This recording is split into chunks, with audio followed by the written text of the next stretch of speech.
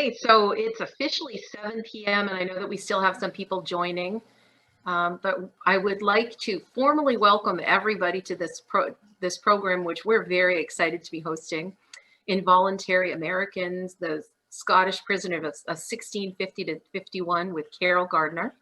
But first, I'd like to just take a moment to introduce my counterpart, Catherine Glynn, who is the Executive Director of the Biddeford Historical Society. Thanks, Melanie, and thanks, Dr. Gardner and everybody tonight. I was telling Dr. Gardner that the Biddeford Historical Society, which holds its archives within McArthur Library, has 17th century original town records, and they're pretty amazing to hold and look at. And the Historical Society's particular focus is the colonial era up through the era of the New Republic. Not that we cut ourselves off there.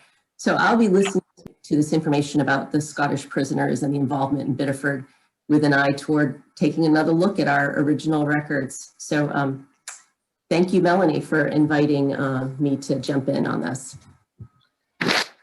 So thank you all for being with us. Just a couple of housekeeping details. We will be muting everyone in the program so that we can really focus on Dr. Gardner's talk. And at the end of the session, we will be fielding questions through the chat function. If you need any assistance with that, unmute yourself now and just kind of wave at me so that we can make sure that you understand how the chat will work at the end. We have a large group tonight. We want to make sure that as many questions are answered as possible. So Catherine and I will be facilitating the questions at the end via the chat room. And I would also like to, I have the great and distinct pleasure of introducing Dr. Gardner. When we were putting this project together, I started looking at the book, and one of the things I really love to do before we have any kind of book talk or historical talk is look to see what other people are saying. And there's a couple of things that struck me. The first one is that most of the emails, or many of the emails that I got from people trying to register for the program, told me that they are descendants of some of the Scottish prisoners. And so I'd like to just give you all a shout out and thank you for joining us. I think that this is an especially important program for you if you're a descendant of one of these people. And I also like to read the reviews of the books that people share, because I think it really tells you how they feel about the work that they've read. And most of them just said that they thought it was excellent and it was very readable.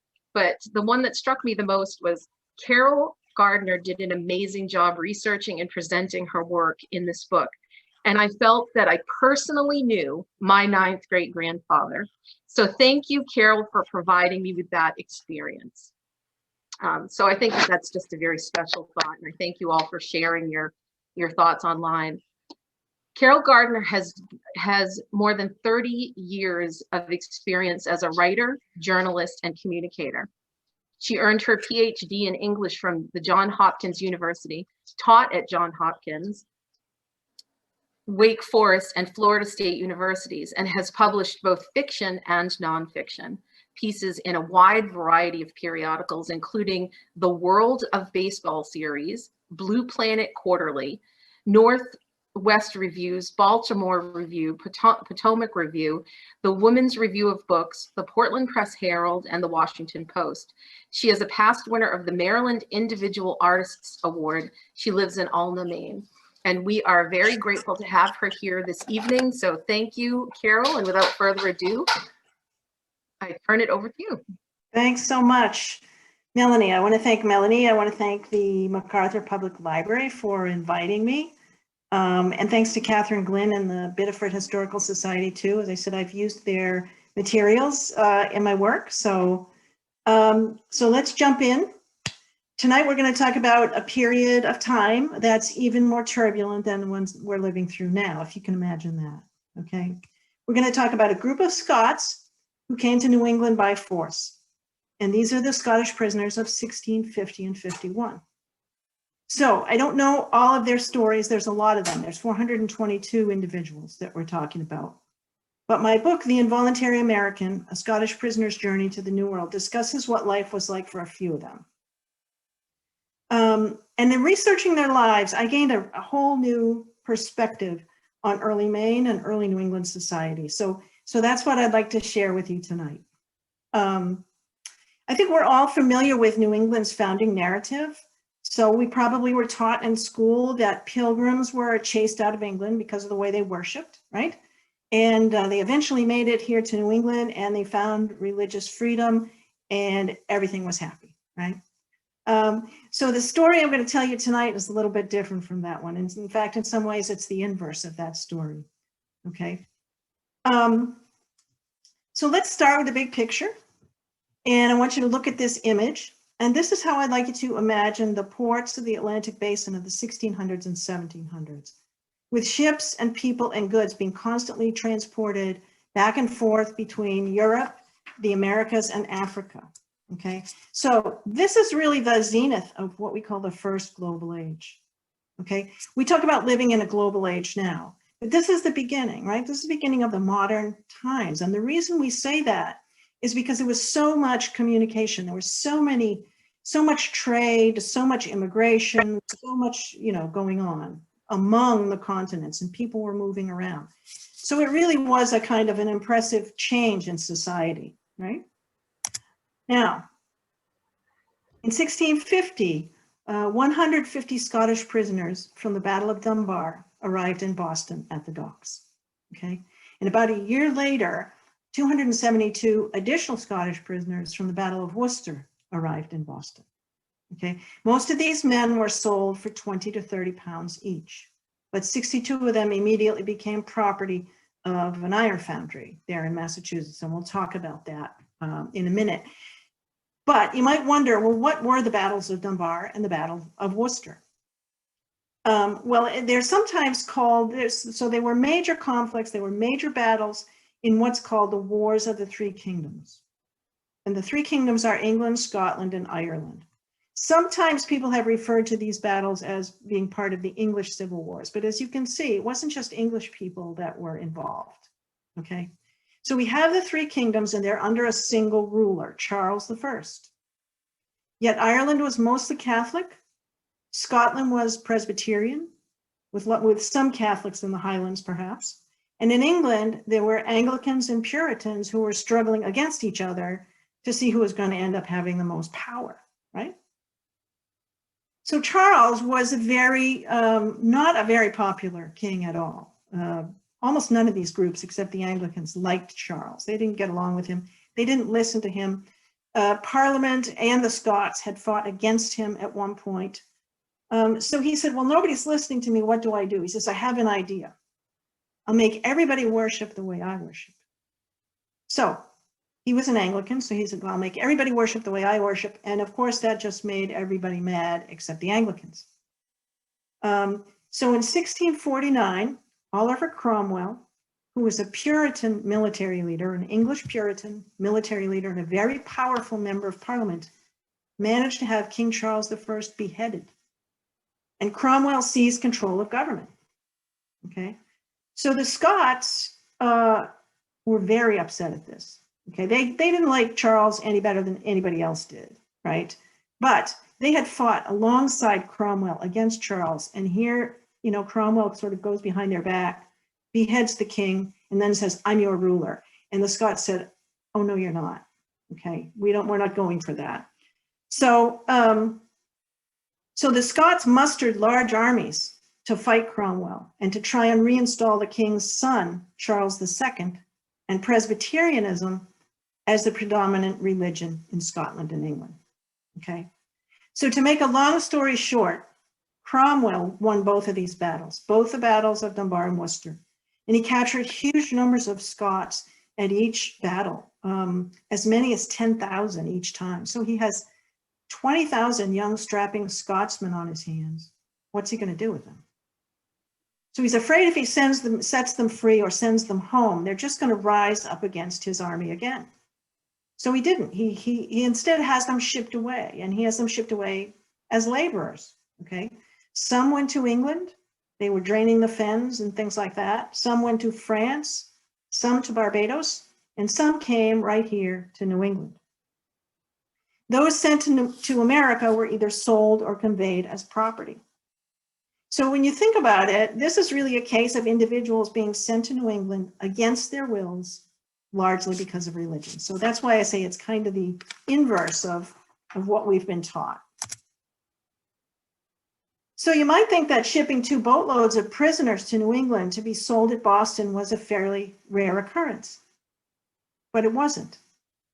The fact is that many, many individuals came to New England against their wills in the 17th century. So many people came voluntarily, and many people were forced here. So we're going to look at the big picture of that, of involuntary migration, just for a minute, so that we can see these Scottish prisoners in their historical context, because as I say, it really wasn't that unusual.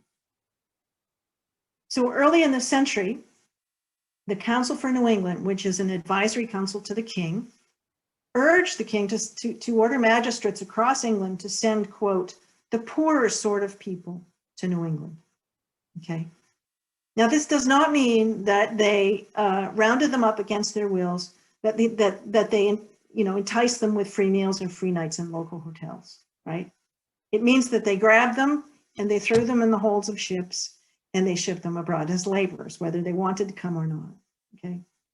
Now, Scottish officials, as you can see in the second paragraph here, were doing the same type of thing. They requested permission to send all kinds of petty criminals abroad to Barbados, and not just send them abroad, but send them abroad with the first conveniency.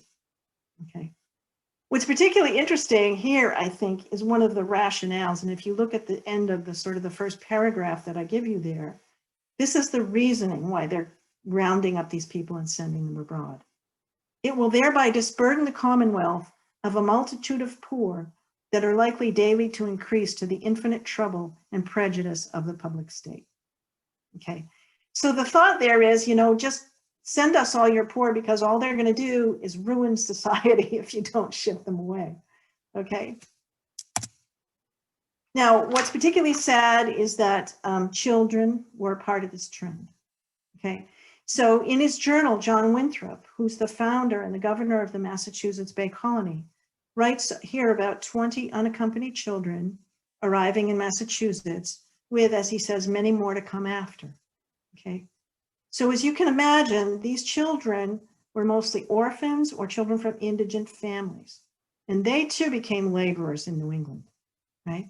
There was such a need for servants and laborers here that the trade became a really profitable enterprise, okay? And kidnapping rings developed throughout the British Isles during the 17th century. So, people were being kidnapped in Bristol, in London, in Liverpool, in Aberdeen, and being shipped to the Americas because they would make a good profit, right? Now, needless to say, Africans were a part of this trend, even very early on. And this is the receipt for sale of a young Black girl named Lucy to a man in Boston named Robert Sharp. And even though this receipt is from 1745, which is a little later than the period we're talking about tonight, there were plenty of African slaves in New England in the 17th century. Perhaps one of the first men to own slaves was a man named Samuel Maverick, who lived on Noddle's Island in Boston Harbor, and he had slaves there as early as 1638. Now, if you don't know where Noddle's Island is, you may still have been there, because that's the current location of Logan Airport. So I want you to think about that when you travel in and out of Logan Airport, that was one of the sites where the first African slaves were held in New England. But Samuel Maverick's not the only one to hold African slaves. Massachusetts Bay Governor Simon Bradstreet, who is the husband of poet Anne Bradstreet, he held slaves. Cotton Mather, who's from a very powerful New England family, he was a clergyman and an historian. He received an African slave as a gift from his congregation. So you can see where slavery stood in the eyes even of the religious and pious people in New England. It was fine with them, right? Now, Maine and New Hampshire also had their share of African slaves, believe it or not. The Shapley and Pepperell families of Kittery, whom I'm sure you've heard of, they held slaves. Captain Brian Pendleton of Saco and the influential Cutts family of Maine and New Hampshire all held African slaves in the mid 1600s. Okay. It's important for me to note, however, that Africans did have a very different experience from other kidnapped individuals. So I've heard our Scottish prisoners referred to as slaves, and I think that's not quite accurate, and I'll tell you why. Most Africans became slaves for life, okay? And in most cases, if they had children, those children automatically became property of the master. So this wasn't the case for any European individuals that I'm aware of. In most cases, white individuals had finite terms of servitude, so 6, 7, or 8 years, like our Scottish prisoners did. They were prohibited from marrying while they were servants, but if they did have children, those children, and some had children out of wedlock, whether they were permitted to marry or not, those children were born free. Okay, so just keep that in mind. Now, this slide really just basically points out that banishment and forced labor was a pretty common punishment for political prisoners and soldiers. So our 422 soldiers there are at the top, but you can see that an additional 1,300 captives from the Battle of Worcester went to Barbados. And at the end, towards the end of the century, another 277 participants in Argyll's Rising were sent to Jamaica and New Jersey. Now, these are just Scots that I was able to find in the records. So we have to imagine that this is just the tip of the iceberg. I'm sure, there were more Scots that came over here involuntarily. I'm sure there were plenty of English people who came here involuntarily. And what you may not have known is that as many as 1,000 Native American combatants were shipped away from New England as servants after the Pequot and King Philip's Wars. So these Native Americans who were from right here were shipped away to places like the Caribbean and Madeira as servants because they were, of course, thought to be troublemakers, okay? So what's going on with all this shipping people around? Well, governments, whether we're talking about European governments or we're talking about colonial governments in New England, were engaged in a form of social engineering, and that is moving populations around to try and solve social problems. And so our Scottish prisoners were part of that larger trend. So now I'm going to talk a little bit about what life was like when these prisoners arrived.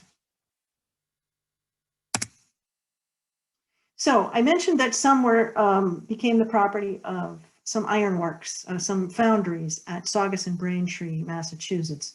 62 of the Scots from Dunbar, in fact, became property of these foundries. And these individuals, served as forced laborers without wages. Hammersmith, as this company was called, is one of the earliest industrial sites in North America. It's two different campuses. And iron, as you can imagine, was extremely important at the time for pots, tools, weapons, hardware, everything.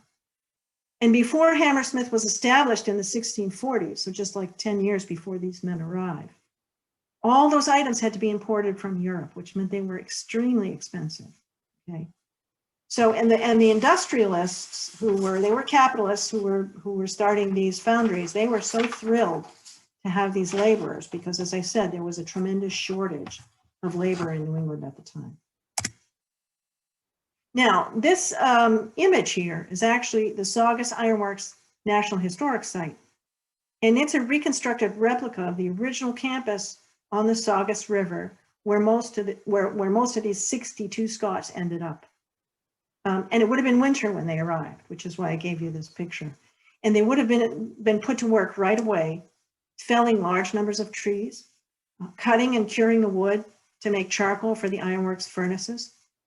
And then in summer, they would mine the ore by digging into sodden, very marshy earth and extracting. Okay, you can see that in the foreground here is the river, and you can see how marshy it is around the margins of the river. And that's the kind of area where you would find this iron ore. And so they'd be, up to their waists in the summertime, just digging this out of the muck. Okay, so it's they were brought here to do very unpleasant work.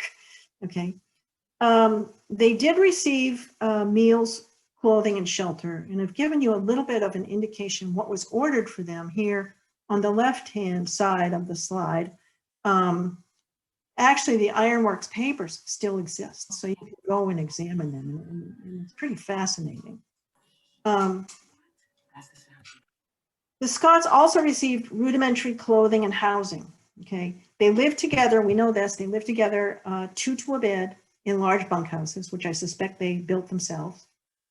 The good news is that they probably ate better than they had in a long time.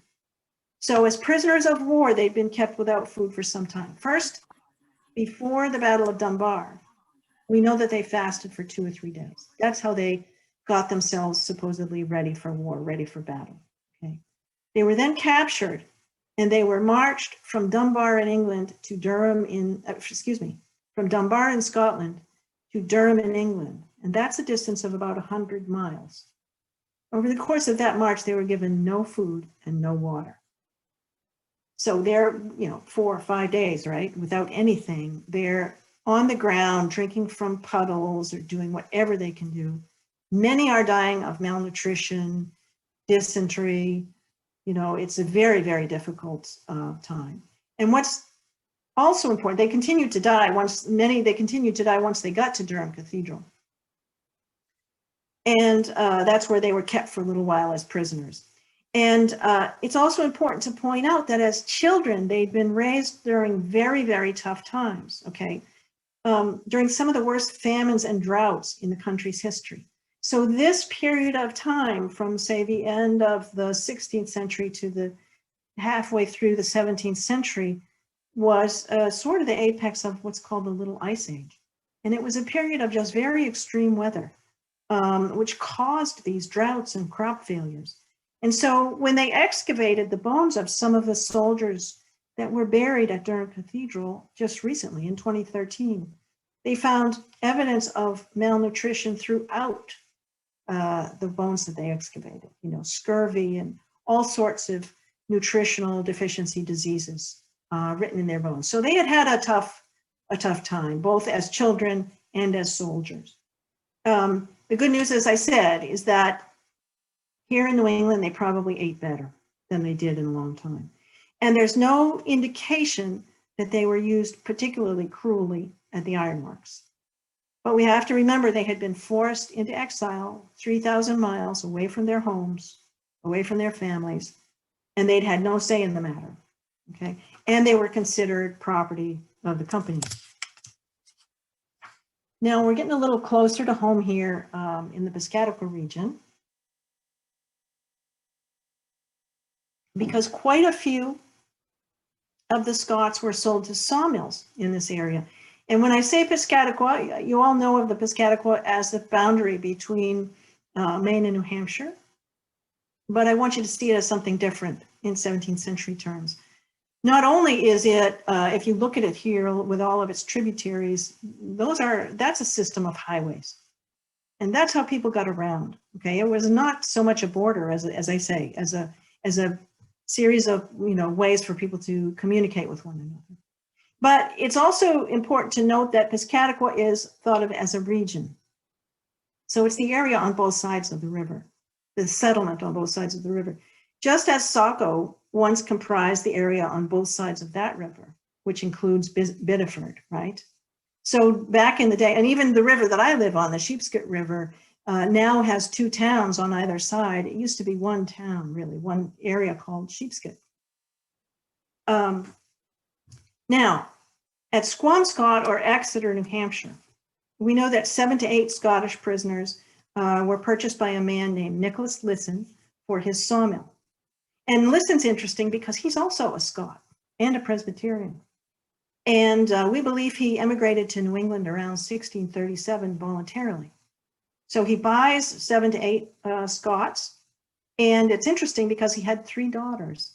And all 3 of his daughters ended up marrying his Scottish servants that he purchased from the battles of Dunbar and Worcester, which is great because, he gets a twofer, he gets laborers for his sawmill, and he gets husbands for his daughters, right? One of these men was named John Bean or John MacBean, and he was a prisoner from the Battle of Worcester and he married Hannah Lisson. What's interesting to me about these two is I think they're both the original American ancestors of L.L. Bean. But what's also interesting is the marrying of Lisson's servants with his daughters suggests to me that the Scots, regardless of class, stuck together and supported one another here on the New England frontier, because this really was the frontier at the time. And the Scots really stuck together regardless of whether they were wealthy or not. At Oyster River, which is present-day Durham, New Hampshire, as many as 18 Scottish prisoners ended up at Valentine Hill's sawmill. Valentine Hill was not a Scot. He was a well-connected Puritan merchant. And Thomas Doughty, who is the main character in my book, was purchased by Valentine Hill. An additional 15 to 25 Scottish prisoners worked at the Great Works sawmill at Newick-a-Wannock, which is present-day South Berwick, Maine. That was a big sort of 20-saw operation. And you'll note that Newick-a-Wannock is also called Unity Parish here on the slide. And that's because the Unity was the name of the ship that brought the Dunbar prisoners to New England. So there were other sites in New England, in Massachusetts and in Piscataqua, where Scottish prisoners ended up too. So some of them were bought, for example, by individual farmers or craftsmen or whatever as helpers and whatever, but I'm giving you sort of the largest groups of them, okay? So the Scots in Piscataqua were also, as you can imagine, engaged in very physical labor. In winter, they would cut trees by hand using saws and axes, and they'd haul them from the woods with teams of oxen. And in spring and summer, they'd transport those logs downstream to sawmills for processing and shipment. This is really dangerous. It's grueling work and it's very dangerous. And even now that it's been mechanized, it's still very dangerous. So imagine doing this by hand over icy slopes and in icy rivers, et cetera, et cetera. We know of at least 2 Scottish prisoners who died when they had trees or large limbs fall on them, James Murray and Thomas Canada. And there are said to be an additional 2 more who drowned while floating logs downstream. Okay. Lumber mills, though, just like the iron foundries, were essential to the settlement of New England and the other American colonies. A lot of this wood was shipped away. You know, some of it, of course, was shipped to England for masts, but a lot of it was shipped to the Caribbean because the colonies there had run through their forests very quickly. And a lot of the wood actually stayed right here. And the reason it did is because they used it for everything, right? They used it for building homes, mills, meeting houses. They used it, it was the fuel for heating and cooking, right? And it was even used for currency. And there were so few, English pounds here on the New England frontier that people would often settle their disputes with things like, I owe so-and-so so many board feet, or I owe another person so many pipe staves. Okay, so it really was used as a form of exchange here. Now, I gave you this quote. It's some 20 years after the Scots arrive to show you that by that time, the area was just booming with sawmills. So William Hubbard, who's a Puritan clergyman and historian, noted that there was at least 1 sawmill on every river and stream along the coast in the Piscataqua region, okay? And that's pretty impressive. Let me go back just for a minute to show you. So the distance between Exeter, New Hampshire and York, Maine is about 25 miles. And we know that in the 1670s, there were at least 15 sawmills just in that stretch of coastline, okay? And we don't know how many there were between, say, York, Maine and Casco Bay, Maine, but there had to be at least a dozen more. So the virgin forests are just disappearing really fast. And you have to put yourselves in the shoes of the Native Americans and to imagine what this was like. It had to be alarming for them, right? To see the forest being chewed up so systematically in this fashion, right? So for the most part, the Scots in Piscataqua are pretty quiet in the court records during their periods of servitude. Most of them didn't get into much trouble. But here's one guy who did, Alexander Maxwell.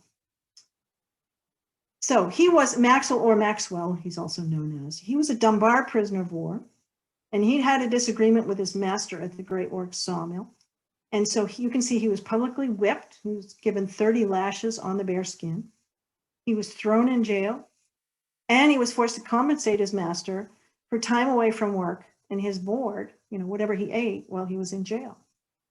And the threat for committing a second offense was that he could be sold to Virginia or Barbados or any of the other English plantations. So for us in the 21st century, it's probably hard to understand that threat. Is it very meaningful? I mean, being sent to, what's so bad about being sent to Virginia or Barbados? Barbados is a resort after all, right? In the 17th century, Barbados was a living hell, okay? It was the center of the English sugar production. And so these plantations ran through servants like water, okay? It was hot, tropical diseases ran rampant, and the servant culture was much, much more brutal. So you did not want to be sold to Barbados, if at all possible. The good news for Alexander Maxwell is that he survived this controversy and he gained his freedom around 1657. And like him, after 6 or 7 or 8 years of labor, the Scottish prisoners were set free.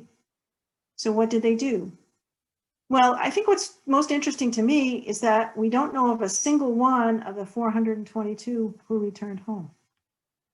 And we'll talk about why in just a second, but I think that's a kind of a stunning statistic.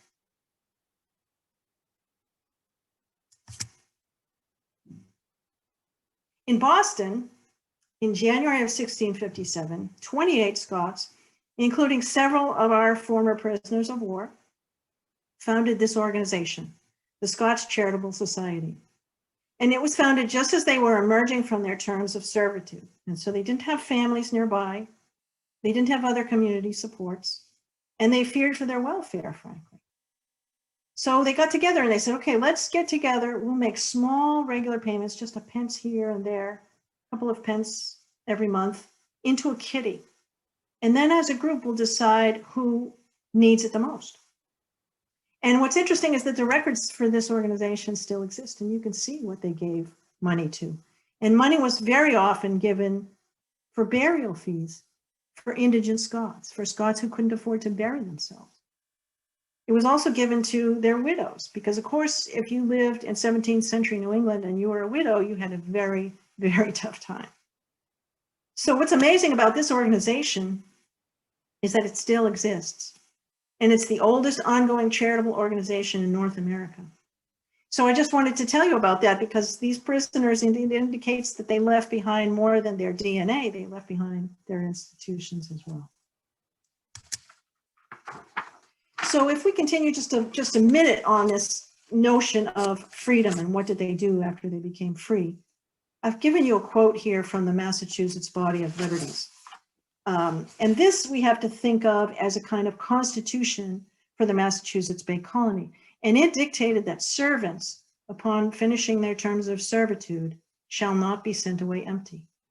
Okay, so you can't just cut a guy off at the end and say, okay, goodbye and good luck, thanks for your help, right? You had to offer him something for compensation.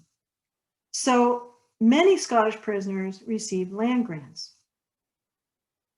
And this is revolutionary because had they remained in Scotland, it would have been virtually impossible for any of them to acquire their own land. The land in Scotland was held by lairds and clan chiefs, and it just was not available for the average individual. The question we have to ask, though, is did the English really have the rights to grant lands to former servants? And we have to remember that all of New England, including where all of us are sitting and or standing right now, was indigenous land. Okay, and the English had a motive for granting parcels to British subjects. You can imagine what that motive was. Let's say you're wealthy and you live in Boston or Salem, and you have a servant, and you give that former servant a parcel of land in an outlying area. You know it's the best opportunity he's going to have in his lifetime. So he's going to defend that property with everything he's got. What does that mean for you? It means he's your gatekeeper, or your sentry guard, right? He makes you all the more secure, okay? Now, this is just to show you that various of the Scots who settled in the Piscataqua region got land grants, either from the towns or from their former masters. Thomas Doughty is an exception to this, okay? He didn't get land at separation from Valentine Hill. Instead, Valentine Hill gave him a bunch of money. And what did he do with that money? He didn't go home. He turned around and used that money to purchase land right across the river from where his master lived, okay? So land, I think, is really critically important, an extremely important reason for people not just coming to New England, but for their staying here. And I think it's at least as important as religious freedom, okay? Early in the 17th century, the English and the Scots too arrived, and what did they see? They looked out, you know, from the ships and they saw forests. And they said, oh, you know, look at all this vacant land. Think of what we could do with this vacant land, okay? Of course, the land was not vacant, right? It was land the indigenous Americans had used for generations, and they liked it the way it was. But there started to be two visions then for how it's going to be used. And the European vision went like this. It involved individual ownership, leveled forests, fenced-in farms, mills, dams, and permanent settlements. It's a lot like how we live today, right? But the Native American vision was somewhat different. It involved intact woods for hunting habitat, open agricultural fields. So the natives did have agricultural fields, but they didn't fence them off the way the English did. Open rivers, so they didn't create dams. They needed to allow the migrating fish, you know, the salmon, shad, and herring to come and go because they depended upon them heavily as sources of protein, right? And the natives also had seasonal settlements. You know, they would go offshore in spring and summer for fishing. They would come inland in fall and winter for hunting. But the most important thing, perhaps, is that they had a more communal sense of ownership. Yeah, they defended the land as theirs. It was theirs. They defended it. They thought of it as theirs, but they didn't think of it as belonging to individuals the way we do. You know, it wasn't John's land or Henry's land. It was our land. And those two visions for the land are eventually going to cause problems. Now, while many of the former Scottish prisoners farmed the land that they received, Thomas Doughty did not. He had trained as a lumberman under Valentine Hill, and he said, well, I'm just going to keep going. So he took his land, he cut the timber on his land, he sold that timber to local sawmills, and then he sold the cleared land as farmland. And because the forests were disappearing really fast in Piscataqua, Doughty then moved north into Maine looking for other opportunities. So he first moved to North Berwick, and then he moved to Saco. And when I say Saco, I mean present-day Biddeford. We know that he actually lived on what is called Swan Pond, okay? And this is pretty much what happened with a lot of the Scots in this region at the time. They formed very tight-knit communities on the frontier. We think as many as 25 Scots settled at Unity Parish. An area in nearby York came to be called Scotland because of the number of prisoners who settled there. And they also settled at Kittery, Wells, and Saco in Maine, and Exeter and Oyster River, New Hampshire. And they didn't settle alone, they settled in groups. And in fact, many of them lived together before being married, and some even lived together after being married. They engaged in joint work contracts, and they really supported one another in court. You see all the court cases that they were in, and you can see that they really came to one another's aid and stood up for one another. Now, after about 15 to 18 years of building their livelihoods, however, the Scots face a new conflict. In 1675, King Philip's War broke out in Massachusetts.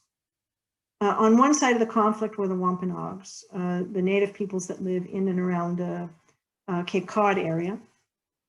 And they were led by Metacom, or King Philip.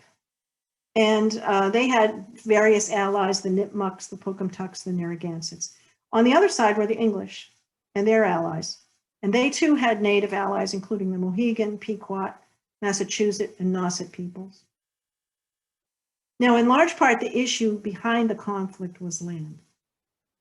The natives, especially the Wampanoags, felt that they were being systematically fenced out of and otherwise removed from lands that had been theirs for millennia. And they would take their complaints to English courts, and guess what would happen? Yeah, they would lose, right? So war broke out. And like all other able-bodied men, the former Scottish prisoners were required to join local militias and fight alongside the English. And in fact, many lived and served on the front lines of this war. And here's just a couple of examples. Swansea in Plymouth Colony was where the fighting first broke out. And the former Dunbar prisoner, William Colquhoun, was one of the war's earliest casualties. He'd actually helped to found the colonial settlements at Swansea and Block Island. John Wattles had been captured at the Battle of Worcester, sent to New England to labor, and after servitude settled in Chelmsford. Now, although he died in King Philip's War, we know that he left children behind. And how do we know that? Because filmmaker Michael Moore, whom you may have heard of, is his direct descendant, okay? I cribbed that factoid from the PBS show Finding Your Roots. I don't know if you watch that show, but I'm kind of an addict, so that's where I got that from. Here in Maine, on the eastern frontier, Thomas Doughty was obviously forced out of his home. He was burned out of his mill and home in Saco in 1675. They survived. He had a small young family, had a wife and perhaps 2 or 3 children at the time. They survived by moving in with 2 other former Scottish prisoners down in Wells, Maine. So Wells was more secure, okay? And they started working together down there. Now, around 1678, a treaty is signed. People begin to be more optimistic that things are going to go better and that the native communities and the European communities are going to get along. So Thomas Doughty actually moved back to Saco or to Biddeford to rebuild. And he began doing quite a booming lumber business there at the Saco Falls. And we know he was doing a really good business because he was among the people who was taxed the highest in the region.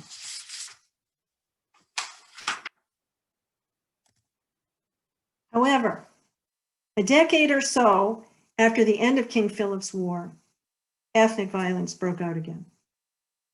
And King William's War pitted the English and their subjects, including the Scots, of course, against the French and Wabanakis, or the native communities in New Hampshire and Maine. Okay.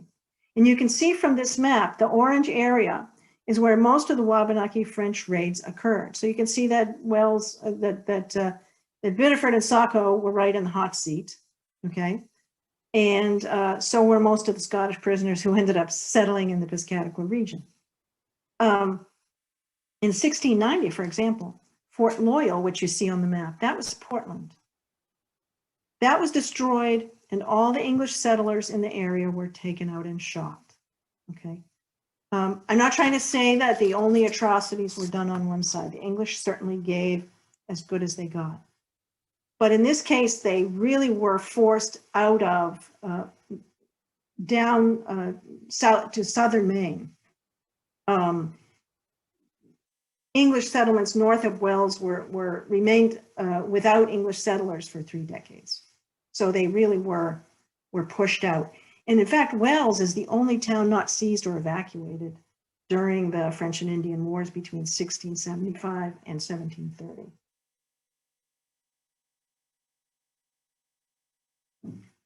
Excuse me. Once again, the problem was land. In Maine, the English had signed a treaty at the end of the previous war saying that they wouldn't expand their lands. Well, naturally, they broke that promise. In addition, their cattle were getting loose and destroying the natives' corn and cultivated fields. So we talked about the natives' fields and how they weren't fenced in or protected. And if the cattle get in there, you know, they can destroy a crop instantly. It's just, you know, it's just very quick. the natives were also upset with not just with dams, but the English were placing large nets at the mouths of rivers, particularly the Saco. And these rivers provided critical sources of food because of the migrating populations of salmon, shad, and herring, which we've already talked about. So the natives are saying, okay, the English are trying to starve us out. What are we going to do? So they said they're very tired of this treatment. They said, okay, we're going to ally with the French, who are going to treat us marginally better. And they're also, the French are also engaged against the English in territorial battles, not just here in New England, but also in Europe. Okay. So many former Scottish prisoners, as well as others, died in these raids in King William's War. Many are marched all the way from Piscataqua to Quebec. Some died along the way. Some, once they get there, they're actually ransomed back. And some end up staying there. Now, Thomas Doughty, by 1688, had a wife and 7 children. And they abandoned Saco for Salem, Massachusetts, leaving home, property, and livelihood behind. So here he is, he's already rebuilt once before, and now he's forced to leave everything behind again, okay?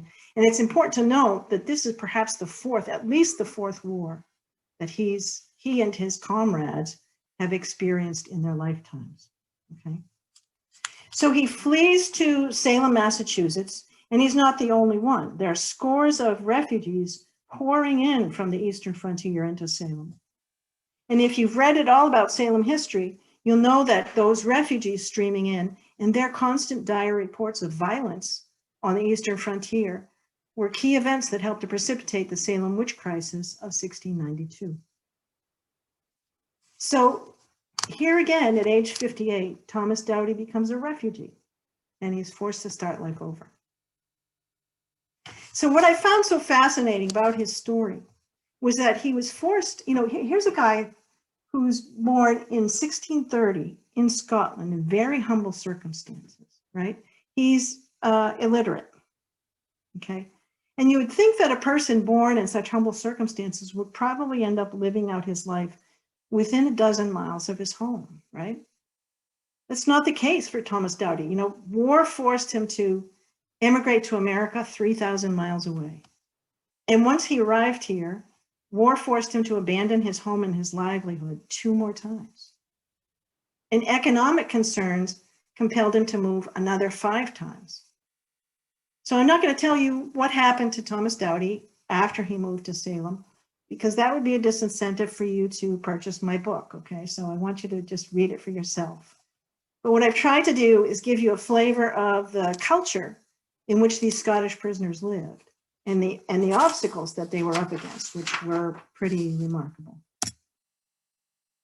So that's not all. If you'll bear with me just for another 3 to 5 minutes, I'm just going to give you a very quick tour of some sites that you can visit in New England that demonstrate how these Scottish prisoners have influenced our culture, okay?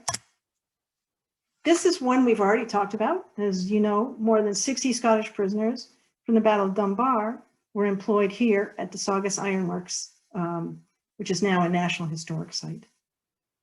And you can visit that, as I've done.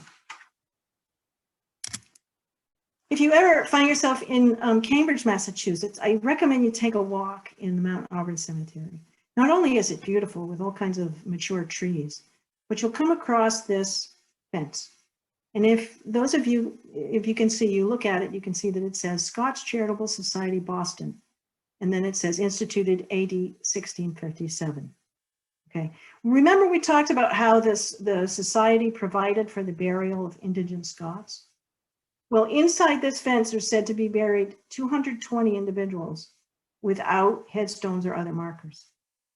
And so this elegant fence really serves as their memorial. And also it serves as a memorial for their mutual support for one another.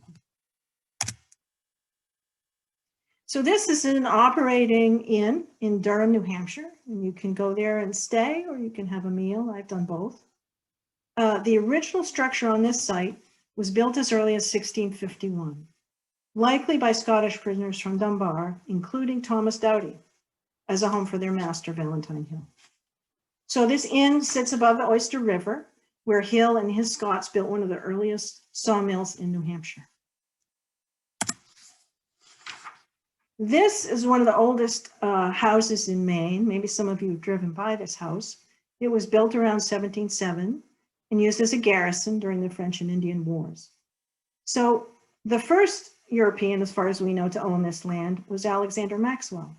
He was that Dunbar prisoner who got into trouble with his master and was thrown in jail and whipped, right? He sold this land to John McIntyre, who's the son of another Scottish prisoner. And John McIntyre is believed to have built this garrison.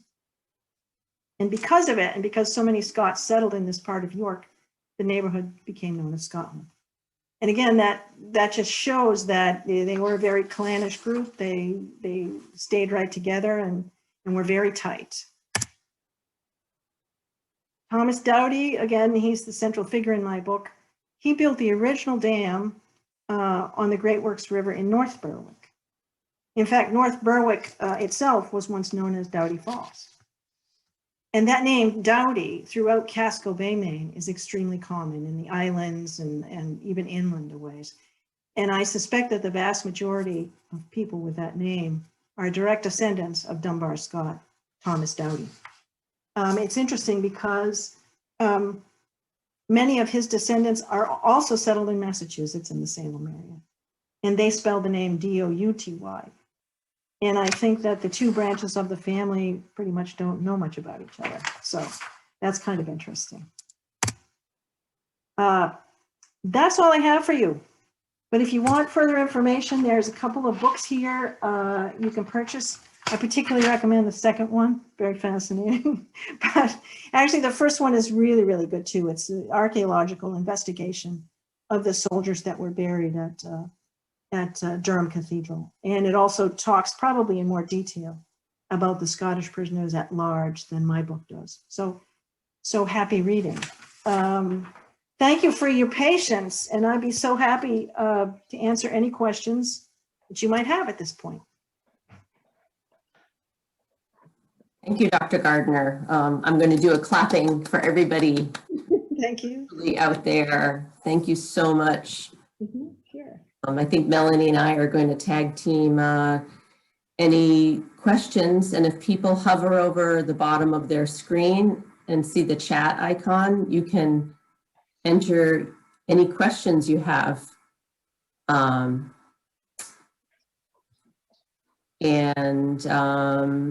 I'll take the first one for you, Carol, from Bill. Do you plan other books on the Scottish prisoners of war? Actually, I don't, sadly. I'm working on a completely different project right now, which does involve Maine history, but it involved with history in the 19th century. So, and it's involved with Black and white families in Portland. Excellent. If there's any other questions and people aren't comfortable with the chat, then feel free to just wave at us and we'll unmute you temporarily.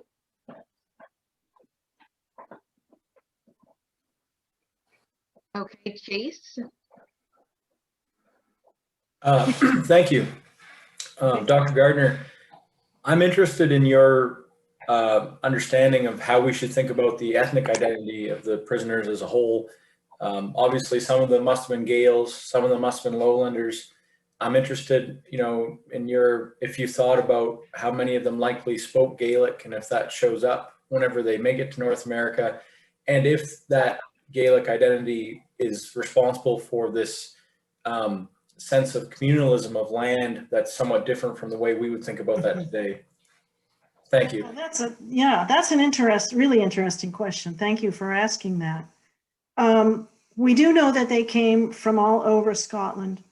So there were lots of Highlanders and there were lots of Lowlanders. And obviously the Highlanders would have spoken Gaelic, and so it would have been really tough for them to communicate early on. The same is true, however, of the Lowlanders, okay, because they spoke, even though English was somewhat spoken in the lowlands, they mostly spoke Scots. right?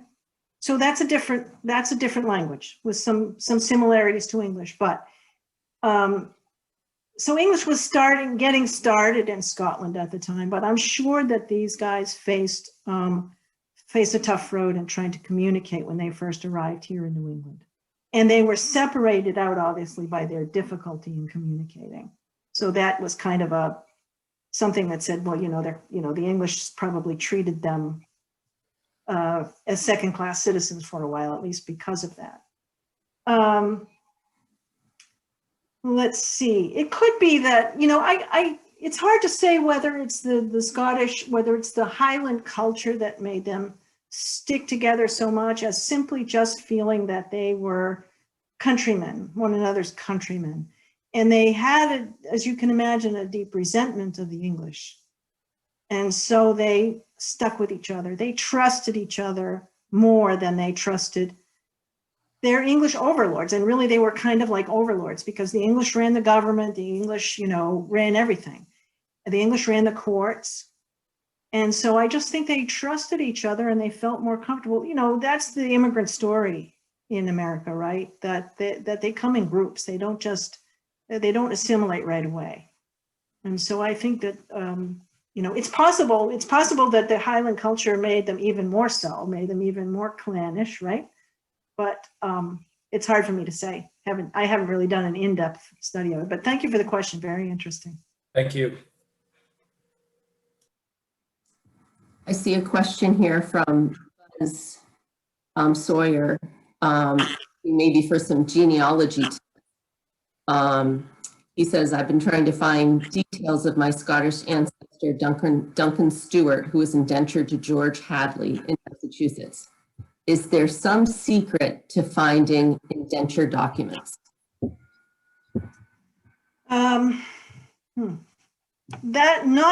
Not a lot of those indenture documents remain. I think from the Scottish prisoners, from my recollection, we have only one, possibly two.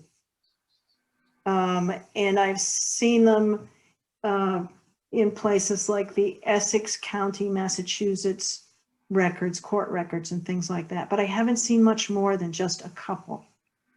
I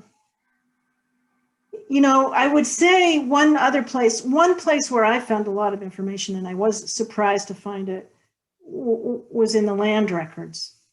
So if you know where your ancestor was, dig in those land records, because I found stuff about Thomas Doughty, for example, hidden under the name Doughty, D-U-T-Y.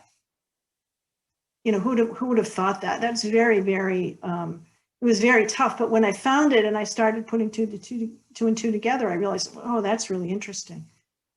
So dig really deep in those land records. That's one place. And I've talked to other people about the website called Scotland's People, which is a website where Scotland keeps all of its old parish records online, and you can access those. So if your ancestors' family had any status in society whatsoever, they might show up there and you might be able to find more information about them there when they were back in Scotland. Now, Thomas Doughty's family was very, very poor, and most of the poor people did not register births and marriages because they couldn't afford it. You had to pay. But what was really interesting was that I was able to look at the old parish records and find clusters of people with that Doughty name in 3 towns right together. And that told me, that likely he is from East Lothian, which is that area to the east of Edinburgh and out near Dunbar. So those are just some suggestions for you. I'm going to take another question from our chat, which is, what time frame do you say the Scots came to Salem? Could you repeat that, please? I didn't really, you got cut off a bit. What time frame did you say the Scots came into Salem? Oh, well, it depends, because there were some Scottish prisoners there, probably as early as 1650. I'm sure that some got sold into that region. But let me see, it was about 16, 89 or so, during the Indian Wars, when people started flooding in as refugees from the eastern frontier. So as I say, that's kind of laid the groundwork for the witch crisis of 1692. And what's interesting is that you actually see some of these Scots intermarrying with families of some of the people who were hanged as witches.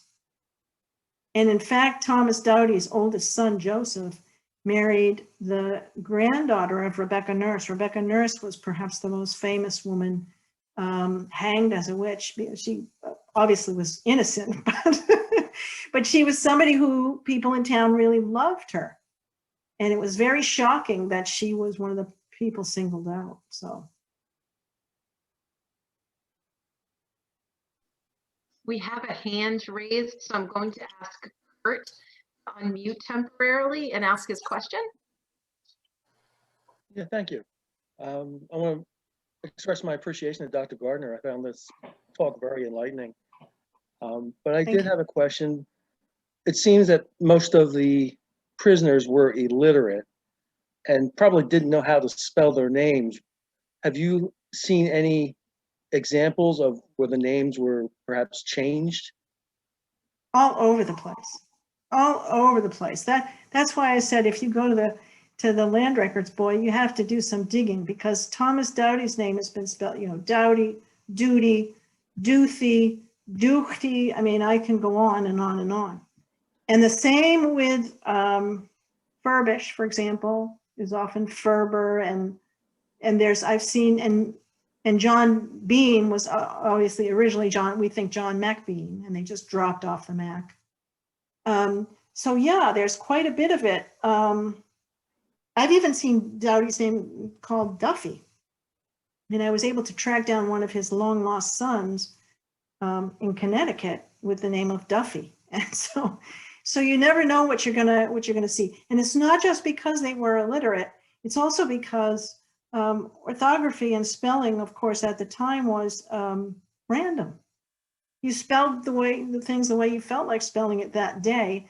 And the example I give in my book is that Shakespeare, of course, famously spelled his own name 3 different ways.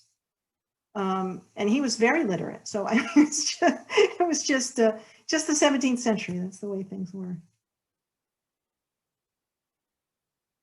Yeah, I was afraid you might answer that. Thank you very much. Yeah, thanks for the question. Do you have time for a couple more? Sure, absolutely. I enjoy this. Great. Beverly asks, she said that, she says, she notes that you said they had to pay to register births. Yeah. Did the church record baptisms, or did they need to be paid for that also? Yeah, that's what I'm talking about. Any of those, what were considered vital records, you did have to typically pay a fee. So whether it was, recording the birth or the baptism, which were sort of one and the same, or marriage, or whatever. So that means that most of the poor families don't show up in those records. Sometimes, and now not all of these Scottish prisoners were that poor. Some of them, so this is kind of involved, but most of them were poor to sort of middling families. The really wealthy people were the officers in the Scottish Army. And the officers were separated out early from these guys because they wanted laborers. They didn't want people who were used to luxury. They wanted people who could really work. So they were separated out. So most of these men are from the lower sort of echelons of society. But every once in a while, they might have had some close relatives who did pretty well in town, and you might be able to find them.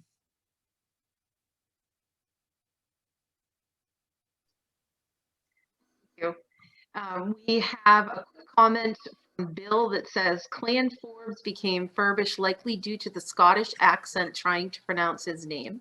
Yeah. And then we have multiple comments just saying thank you and how interesting the program was. Right. And one person who also had a question about John Sinclair. So I'm going to quickly ask Bert to unmute if he's out there or she's out there. and ask your question real quickly.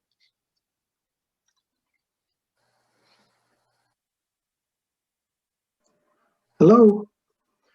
The question I have is, so I talked to, I know a person named Fiona Sinclair from Edinburgh, Scotland, and she does genealogy research and for hire.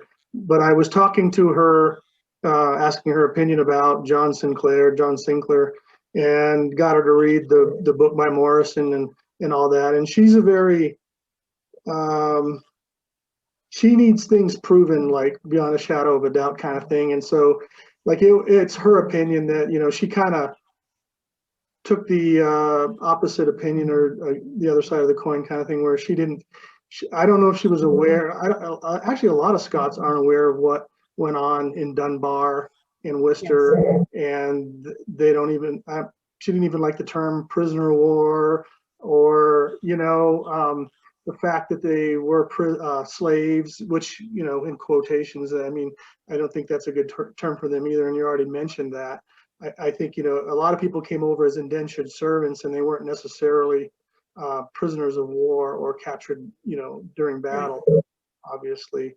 But my question is, you know, having had a lot of conversations with her and her playing the devil advocate, because I think that's her personality, it seems like, I mean, she really questioned the fact that John Sinclair may have been even from Scotland, looking through all the documentation. My question is, do you think the fact that he was there with, you know, best friends with John Bean and worked for Nicholas Lisson would be, you know, conclusive evidence that he was even Scottish, or a prisoner, Scottish from, you know, prison of war?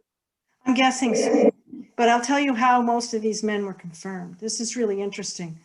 And again, the Scots in Scotland don't really know this, but if you look, for example, you can, one thing, are you familiar with the website Scottish Prisoners of War, the Scottish Prisoners of War Society? Because there, everybody, all of the descendants go in and they put in all kinds of information that they found about various descendants. I'm sure John Sinclair is on that list somewhere. And if you may be one of the researchers, I don't know, but I am. Yeah, so the way that some of these guys were verified is by circumstantial evidence. But if somebody just shows up on the tax records in 1657 or so, 1658, in some of these towns, it's a very good indication. And if they ended up, if he was working for Lisson, and then all of a sudden in 1657 or 1658, he appears on the tax records in Exeter or wherever it is, you know, to me, that indicates that he's very likely a Scot. You can tell because they all, as I say, they hung around with each other. Some of them are often called Scots in the court records, you know, so-and-so the Scot. I'd be very surprised if he wasn't. I've heard his name a number of times. And have you looked at the book, Lost Lives, New Voices? Because he may be in there as well. And I would, you know, if you want to, if you don't have the book, what you can do is you can contact me via my website, which is carolgardnerwriter.com. And I'll look it up and I'll see if I find John Sinclair. I do have it, and he is in there. He is in there, yes. Yeah. I'd be very surprised. You know, the people at Durham, the scholars at Durham that wrote that book have done very, very thorough research, as have the descendants. And I just feel strongly that, you know, we all know what we're talking about, because there's so many different people who've done the research. So to say that one genealogist is doubtful isn't enough for me to doubt them when there's so much other evidence. That's the way I look at it. But Thank you. Okay, I think that's everything from the chat. So we just wanted to say thank you again to Dr. Carol Gardner for this wonderful talk. And I just wanted to say to Catherine and everybody, thank you for coming and helping us with this programming. If you have any questions, please feel free to reach out to us and we will pass them along to Dr. Gardner. We have recorded this, so if you'd like to view it again later and follow up on anything, feel free. And Catherine, do you have anything else to add? Just thank you to McArthur Library and for pulling us into your team. This was most enjoyable and most enlightening about this early link, Thomas Doughty, to this bigger historical event. So thank you, Dr. Gardner. Yeah, thank you everybody for coming. I really appreciate it, and enjoy the rest of your night. Take care.